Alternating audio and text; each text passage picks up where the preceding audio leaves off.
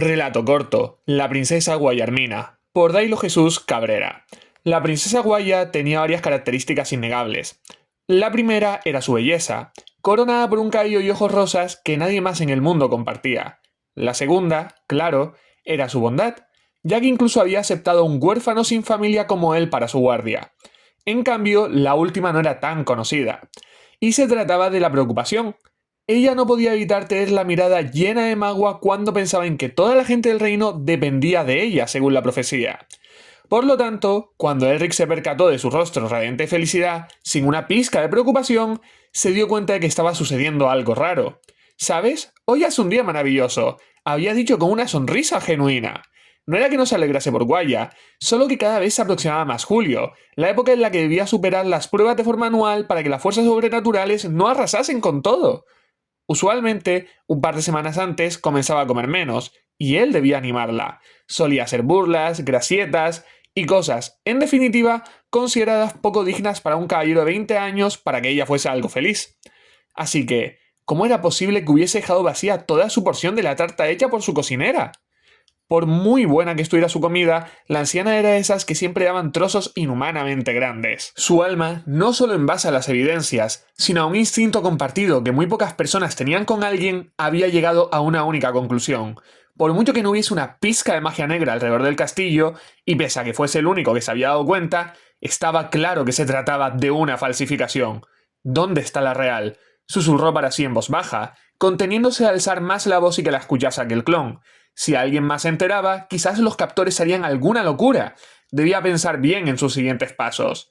Maldijo interiormente, mientras su mente analizaba las posibilidades. No era que no hubiese ratas asquerosas capaces de dañar a la Santa del Reino, sino que no podían. Normalmente, la Guardia Real era capaz de retener cualquier invasión, por no hablar de los sellos mágicos, y peor aún durante los 6 meses previos a la prueba. En esa etapa del año, el complejo imperial estaba bajo una protección tan grande que ni la princesa podía salir de la pequeña ciudadela a la gran urbe. Aquella medida siempre le había resultado excesiva, pero ahora se mostraba totalmente necesaria con su desaparición. Tras el shock inicial, recordó algo extraño sucedido el día anterior, una visita inesperada, y, de inmediato, fue por su espada flameante y por su lanza espiritual. «Oye, él, ¿a dónde te vas?», preguntó al verlo en el pasillo. «A realizar un entrenamiento intensivo». Apenas pudo disimular la rabia que le daba aquella copia. Lo peor era que parecía tener los mismos conocimientos del original, incluyendo su mote. «No se preocupe. Cuídate él. Ya sabes que me preocupa cuando te sobrefuerzas». Por un momento estuvo a punto de detenerse. Una parte suya iba a echarse a llorar, otra a atravesar a la impostora, pero decidió que debía seguir adelante. Así que se despidió con una leve inclinación. No le convenía perder el tiempo, ni, si el poder de esa copia era semejante al de la original, la vida. Aprovechó que las luces del alba estaban parcialmente ocultas para descender del cuarto piso del castillo por la ventana. Flexionó las rodillas en el momento justo para menguar el impacto y ocultó su presencia.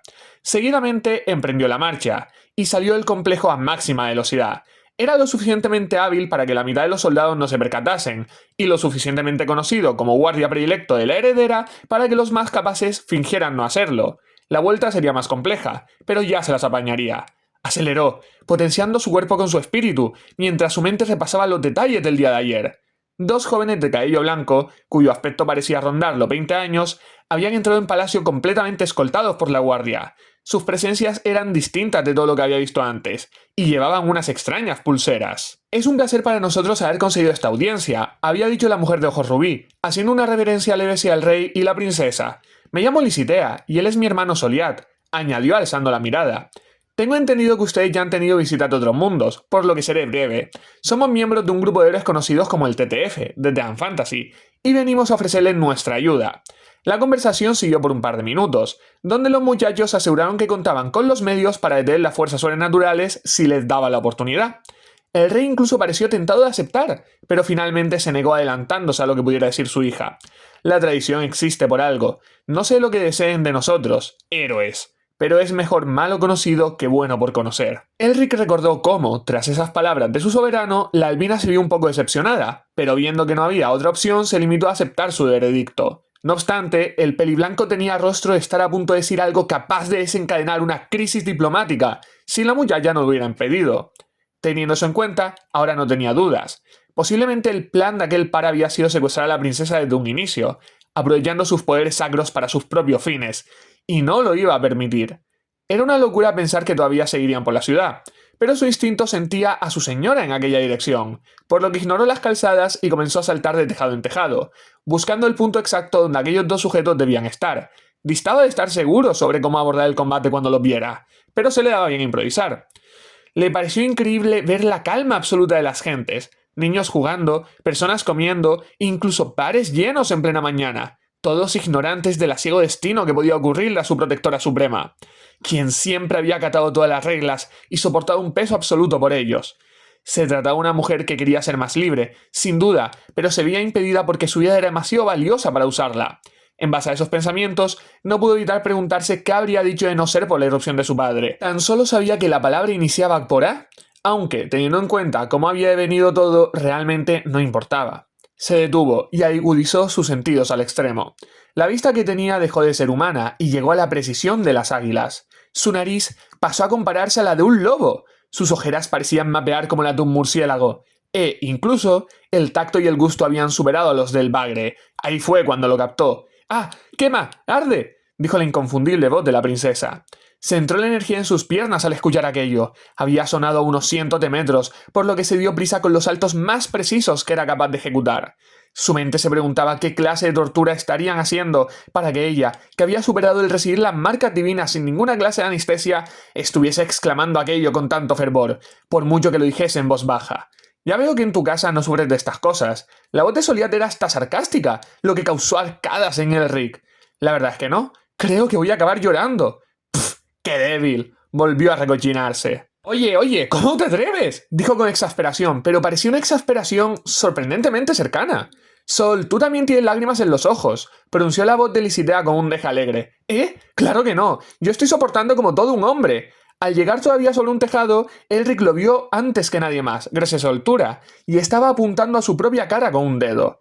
Creo que acabas de desaparecer las lágrimas con tus poderes, matizó la voz de Guaya. Sipi lo hizo, aclaró Lisitea. Si no hay lágrimas, no hay pruebas. Chasqueó los dedos, como si eso significase que había ganado el debate improvisado, aunque ninguna de las dos parecía pensar que así fuera.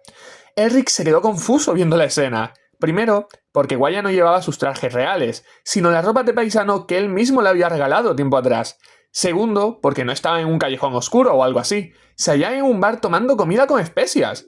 Solo entonces su mente recompuso todos los movimientos finales de la boca de su señora en la conversación del otro día.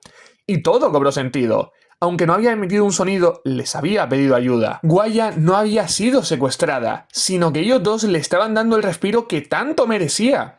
Creo que hoy será un buen día, dijo la princesa, con una risa sincera. Las objeciones se agolparon en su mente, pero, una por una, fueron desechadas. ¿Cómo iba a ser peligroso salir con esos dos si habían logrado sacarla de Palacio Imperial sin que nadie, ni los sellos, se dieran cuenta? ¿Qué clase de problemas iba a tener ella con una réplica tan perfecta, creada por Lisitea, dentro del complejo imperial por el resto del día? Ninguno. Incluso si su clon había parecido tan feliz era solo porque, al parecer, reflejaba la verdadera, cuyo estado de ánimo el día de hoy era insuperable. No sabía si ellos dos realmente podrían haber solucionado el problema principal en caso de que el rey hubiese aceptado. Pero sí tenía algo claro, no iban a dañar a la princesa, por lo que decidió no intervenir, aunque no les quitaría el ojo de encima. Dedicó el resto del día a ver cómo Guaya aprovechaba su momentánea libertad, sintiéndose como un idiota al no haber notado que era lo que más deseaba. Ella invitó a distintos lugares a los hermanos, siempre aprovechando para comprarse algo para ella misma en ese momento y otro producto extra, posiblemente para disfrutarlo más tarde. Almorzaron en un restaurante de comida popular, merendaron postres típicos de la zona e incluso piscaron golosinas recién llegadas al reino, como el algodón de azúcar, por no hablar de las obras de teatro popular, incluyendo uno de marionetas, que llegaron a presenciar. Incluso compraron varias de las figuras que los artesanos de la zona hacían. No pudo negar que hasta le corroyó un poco la envidia. Lo he pasado fenomenal, muchas gracias a ambos, dijo al anochecer. No hay de qué, me siento más que satisfecho con todo a lo que nos has invitado, respondió Soliat, con un tono bromista. Lo que quiere decir mi hermano es que también hemos disfrutado en tu compañía y te deseamos lo mejor, añadió Lisitea con una voz amable y cercana. No te preocupes, ya he captado que es un poco payaso. Realmente ser mi escolta con esta efectividad durante todo un día suele costar dinero suficiente para varios salarios anuales. Lo que he gastado hoy ha sido nada y menos, comentó con una sonrisa resplandeciente. Gracias, amigos, en serio, estoy con fuerzas renovadas para seguir con mi tarea. Es algo encomiable, determinó la albina, sacando algo del bolsillo. Si alguna vez necesitas ayuda, puedes pulsar este botón. Dudo poder usarlo por la opinión de mi padre. Lo tomó con cuidado. Pero lucharé por convencerlo, y prometo que si acaba siendo necesario, lo usaré. Con suerte la protección de tu novio hará que no sea necesario. Señor Soliat, no he dicho que Elric sea mi novio, respondió ella un poco avergonzada. Aunque no, me niego a caer en su jugada. Ahora bien, prometo que la próxima vez que vengan por aquí les diré cuál es mi relación con él. Les deseo mucha suerte a los dos, dijo Soliat, como si supiera que él estaba ahí. ¿Nos volveremos a ver incluso si no pulso el botón? Sipi, me gusta ver a mis amigas, respondió Lisitea. Entonces, hasta la próxima. Para cuando Elric se percató, volvía a estar dentro del castillo, en su cuarto. Se levantó rápidamente, tomando su espada y su lanza, pero no había nadie alrededor, y todavía era de noche. Sorprendido, llegó a pensar que todo fue un sueño, hasta que observó cómo la princesa abrió la puerta con algunas bolsas. Te pido que no me preguntes cómo conseguí estos obsequios, pero te tengo algunos regalos por tu gran servicio. Elric se quedó un poco sorprendido, entendiendo por fin las compras extra que había hecho Guaya, y una calidez incomprensible subió a su corazón al verla a los ojos.